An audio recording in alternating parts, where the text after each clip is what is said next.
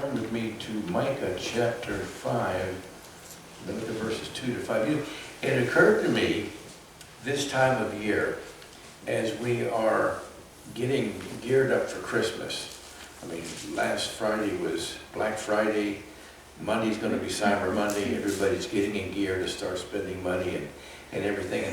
And sadly, when you look on TV, a lot of news programs, when they talk about Christmas, they don't call it Christmas. They say the holidays. Hope you have a great holiday, happy holidays. They don't want to say Christmas. They want the focus to be on Christ. Get on social media. If you have Christian friends on social media, they'll post stuff to put the focus back on Christ. The only problem is, a lot of the times that we think about Christ, especially this time of year, we think of him as a baby, which is normal because we're celebrating his birth. But too often we get caught up in that mold of Jesus the baby, and we don't look at Jesus as the judge, or Jesus as the King of Kings or Lord of Lords. And it's interesting because in all the Bible, there's only 2 verses that describe Jesus as a baby.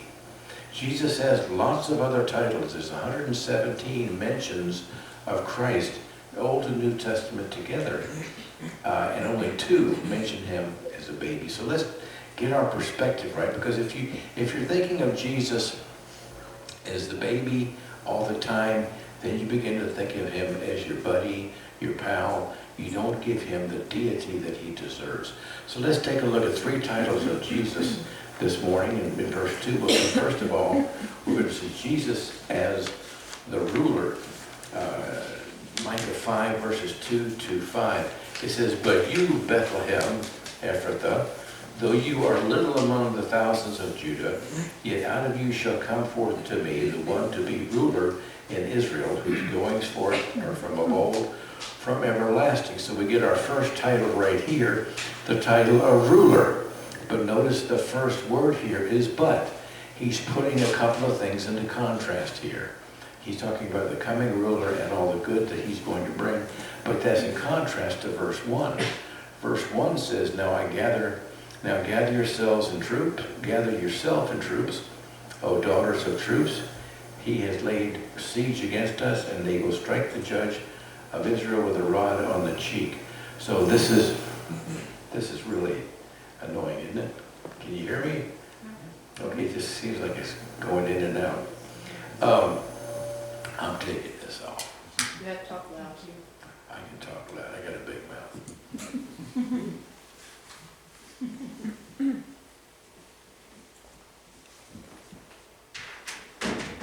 So you have a contrast here between what they are now and what they can look forward to. So we have the but here.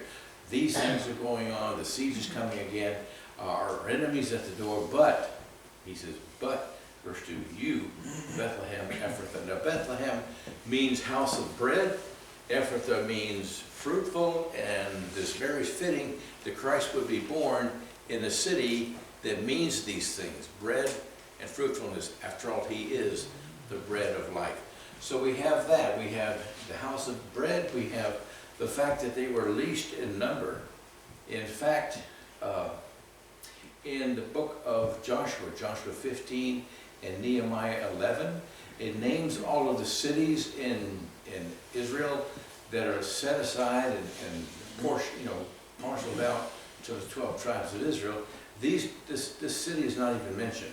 It's so small that it's not even mentioned. But he says here in verse 2, though you are little among the thousands of Judah. Okay, so they were very small, very insignificant. And talking about the prophecies of Christ, there are 65 prophecies concerning Christ and his birth, just his birth alone, where he would be born, how he would be born, the circumstances of his birth, 65, and they were all fulfilled. But I got to thinking about, this whole idea of weakness. And we know that God loves to take the weak in society and elevate them to accomplish his purpose so that he gets the glory. And we think about being weak, and I think about those who seem to be weak, but God used. And I think first of all of David. In David, 1 Samuel 16:7, but the Lord said to Samuel, do not look at his appearance or at his physical stature. because I had refused him. For the Lord does not see as man sees, for man looks at the outward appearance, but the Lord looks at the heart. So if you feel like you're in a low position in society, that nobody looks up to you, maybe you're not the head of your company or whatever, that doesn't mean that God can't use you, doesn't mean you have no worth. David had plenty of worth. He was the last of the sons. When Samuel went to anoint one of the sons of Jesse to be the king, he brought out all of his sons, and they were all big, strong, strapping young men, good-looking guys, and Samuel thought, surely this is the one, the first one that was presented to him. This guy is good-looking, he's big, he's strong, this is the one that God must choose. And God said, no, not him. And he went through all the sons, and none of the sons were fit for the job. So he says, is this all you've got? Do you not have another son somewhere? Oh yeah, there's David. He's youngest. He's the runt of the litter.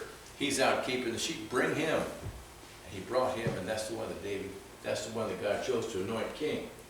There's also Gideon, our friend Gideon. In Judges 6:15, the angel of the Lord, which we're going to look at here a little bit later, the angel of the Lord came to him to appoint him to go out and fight the Midianites and free Israel from their oppression. So he said to him, "Oh my Lord, how can I save Israel? Indeed, my clan is the weakest in Manasseh, and I am the least in my father's house." So the very last one that you would think that God would make a military leader out of to take out and conquer their enemies. And then, of course, especially this time of year, we think of Mary. Mary says in Luke 1:38, "Behold, the maidservant of the Lord, let it be to me according to your word," and the angel departed from her. Mary was poor. Joseph was poor. They were so poor that when Jesus was born, and after the 8th day he was circumcised, you would bring your offering to the Lord, and you had to bring a lamb unless you were too poor. And if you were too poor, then you could bring 2 pigeons or 2 turtle doves. And so they brought the turtle doves because that's how poor they were. So these are people that God used in a mighty way, even though society would have looked down on them and rejected them. And it says here in verse 2 of Micah 5:2, "You Bethlehem Ephrathah, though you are little among the thousands of Judah, yet out of you shall come forth to me the one to be ruler in Israel, whose goings forth are from everlasting to everlasting." So as we think of his earthly origin, this is what we see. In John chapter, let's turn with me to 1 Corinthians first. 1 Corinthians chapter 1. Stick your finger here. Go to 1 Corinthians chapter 1, verses 26 to 29, to get an idea of how God looks at things and how we need to look at things. 1 Corinthians 1, 26 to 29. "For you see your calling, brethren, not many wise among you, not many wise according to the flesh, not many mighty, not many noble are called. But God has chosen the foolish things of the world to put to shame the wise. And God has chosen the weak things of the world to put to shame the things which are mighty. And the base things of the world and the things which are despised God has chosen, and the things which are not, to bring to nothing the things that are, that no flesh should glory in his presence." So this is always God's default position. He loves to raise up humble people that society looks at and says, this guy or this gal is a loser. And God raises them up and uses them. John 7:48, the same problem the rulers had with Jesus. Have any of the rulers of the Pharisees believed in him? Well, no. Okay, then he must not be the Messiah. Because these rulers, these Pharisees, these scribes, these are the upper level, these are the upper echelon of society. If they don't believe in him, then he must not be the real thing. So this is the way that God operates. So this is his earthly origin. Let's look at his heavenly origin.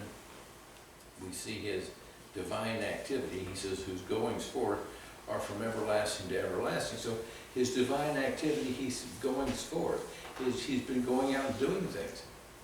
Now, if you don't recall, the angel of the Lord, when it appears in the Old Testament, that's a pre-incarnate appearance of Christ. is called a theophany. And we have three of them I want to draw your attention to this morning. First of all, the angels of the Lord came in the person of Jesus, or Jesus came in the person of the angel of the Lord in Exodus to commission Moses.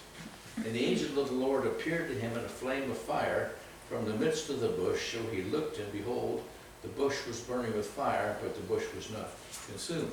So this is Christ. So when we talk about his goings forth, this is what we mean. Another time we see him coming out when he guided Gideon, getting back to Gideon. In Judges 6:11, now the angel of the Lord came and sat under the terebinth tree, which is with Ophrah, and belonged to the Joash the Abiezrite. And when Gideon threshed wheat in the winepress in order to hide it from the Midianites. So this was the appearance of Christ as the angel of the Lord to come and commission him.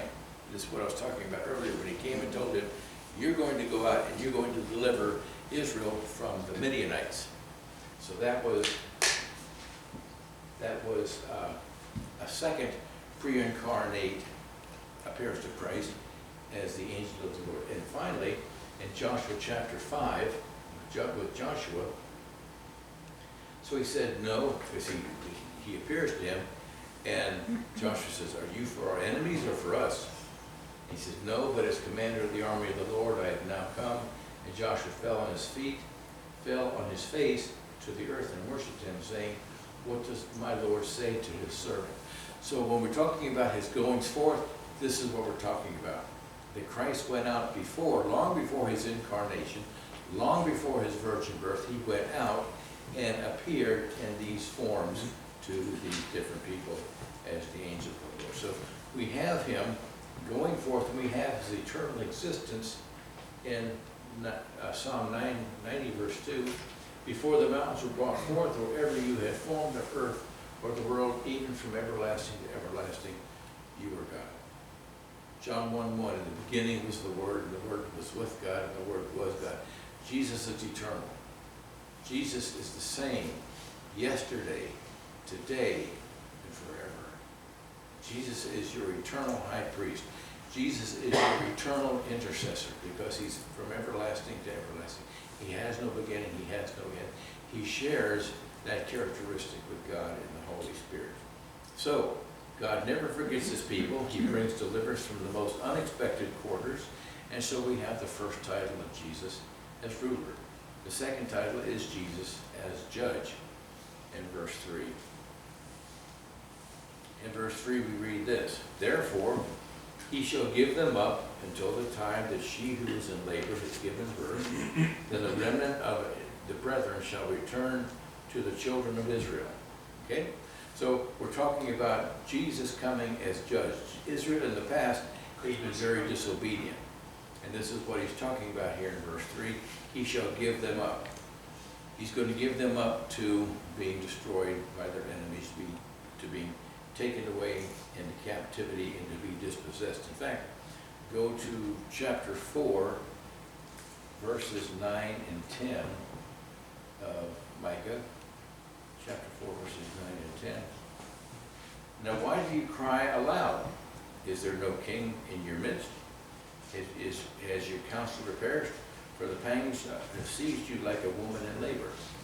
Be in pain and labor to bring forth, O daughter of Zion, like a woman in birth pangs, for now you shall go forth from the city, you shall dwell in the field, and Babylon shall go, there you shall be delivered, and the Lord will redeem you from the hands of your enemies. So we're crossing a big span of time here. And when he says here in verse 3, therefore he shall give you up until the time that she who is in labor has given birth, we're not talking about Mary giving birth to Jesus. We're talking about, as we had just seen in chapter 4, verses 9 and 10, that this being in labor and giving birth is meant to communicate the terror that they were going to be under. When a woman is having a baby, this is a pretty drastic thing happening to her body. A lot of pain, a lot of discomfort, and this is what he's calling, how he's describing that. In 2 Kings 25, verse 1, it came to pass in the 9th year of his reign, in the 10th month, on the 10th day of the month, that Nebuchadnezzar, king of Babylon, and all his army came against Jerusalem and camped against it. and they built a siege mound against it all around. So this is what he's describing when Hezekiah and all Israel is surrounded by the king of Babylon, who builds a siege wall around them, so nobody can go out, nobody can come in, and finally breaks them down and takes them away into captivity. So this is Israel's past, but he's also speaking here in verse 3 of Israel's future. He says, therefore he shall give them up until the time that she who is in labor has given birth. That's talking about the re-entering of the land, which they had yet to do. After World War II, the United Nations set apart Israel as a homeland for the Jews, but still most of the Jews in the world don't live there. They're all scattered all around the world, so that hasn't yet happened. Then the remnant of his brethren shall return to the children of Israel. So this is what he's talking about, them coming back and then being restored. Turn with me back to Ezra chapter 1, and we'll see. You have to understand something here. In verses, let's see, 2 and 3, you have two advents. And Micah is talking about two appearances of Christ as the ruler and as the judge, but he's coming at two different times. Where the verse 2 talks about his first advent, verse 3 talks about his second advent. Micah didn't know that at the time. He's just describing these two events, but we know, looking back, what has happened and what is yet to happen, so that we can make the distinction between the two. Okay, look at Ezra chapter 1, verses 1 to 3. And we read this. Now in the first year of Cyrus, king of Persia, this is those who conquered Nebuchadnezzar and conquered Babylon. Now it came to pass in the first year of Cyrus, king of Persia, that the word of the Lord by the mouth of Jeremiah might be fulfilled. The Lord stirred up the spirit of Cyrus, king of Persia, so that he made a proclamation throughout all of his kingdom, and also put it in writing, saying, thus says Cyrus,